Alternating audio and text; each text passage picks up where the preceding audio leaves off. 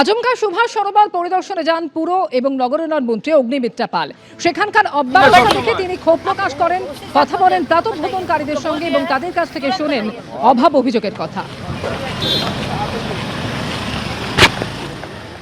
অগ্নিমিত্রা পাল তিনি কিন্তু রীতিমতো সুভাষ সরোবরের বিভিন্ন জায়গা দক্ষিণ করলেন এবং গোটা সুভাষ সরোবর তিনি কিন্তু দেখলেন এখানে কোথায় কি অব্যবস্থা রয়েছে সেই বিষয়টা কিন্তু খতিয়ে দেখলেন এবং প্রাতঃভ্রমণকারী এবং এলাকার বাসিন্দা যারা রয়েছেন তাদের সঙ্গে তিনি কথাবার্তা বলছেন।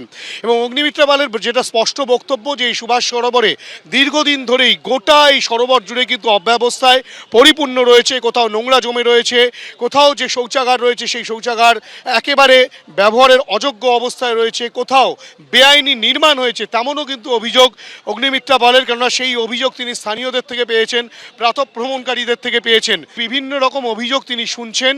এখানে যে কটা গেট রয়েছে সেই গেটের নিরাপত্তা রক্ষীরা সঠিকভাবে থাকেন কিনা, সুভাষ সরোবরের বিভিন্ন জায়গায় রীতিমতো অব্যবস্থায় পরিপূর্ণ রয়েছে, নোংরা জমে রয়েছে একাধিক জায়গায়, কোথাও বা বেআইনি নির্মাণ হয়ে রয়েছে তেমনটাও অভিযোগ।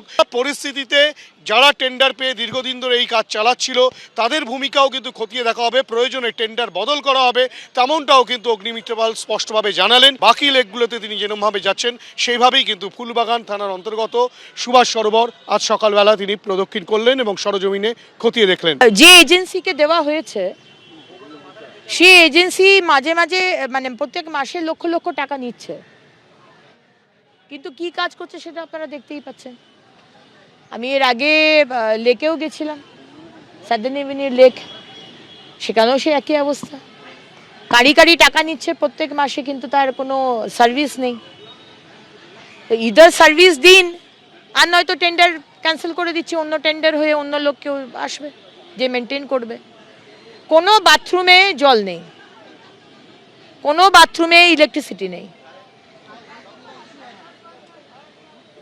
জুয়া সাট্টা গাঁজা বিভিন্ন জায়গায় চলছে।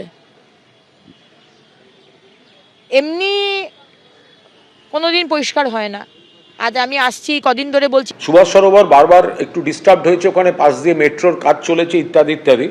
ফলে আমি বিধানসভা নির্বাচনের পর মাননীয় মুখ্যমন্ত্রীকে যে চিঠি দিয়েছি, পরবর্তীকালে মুখ্যমন্ত্রীর নির্দেশে কলকাতার কমিশনারকে, কলকাতা পুরসভার কমিশনার ম্যাডামকে যে চিঠি দিয়েছি তাতে একেবারে শীর্ষস্থানে ছিল, অন্যতম শীর্ষস্থানে ছিল সুভাষ সরোবর ঢেলে সাজানো, পরিকাঠামো উন্নয়ন। নগরোন্নয়ন মন্ত্রী ম্যাডাম অগ্নিমিত্রা পালও অত্যন্ত ইতিবাচকভাবে কাজটায় এগোবেন বলে আমি আশাবাদী।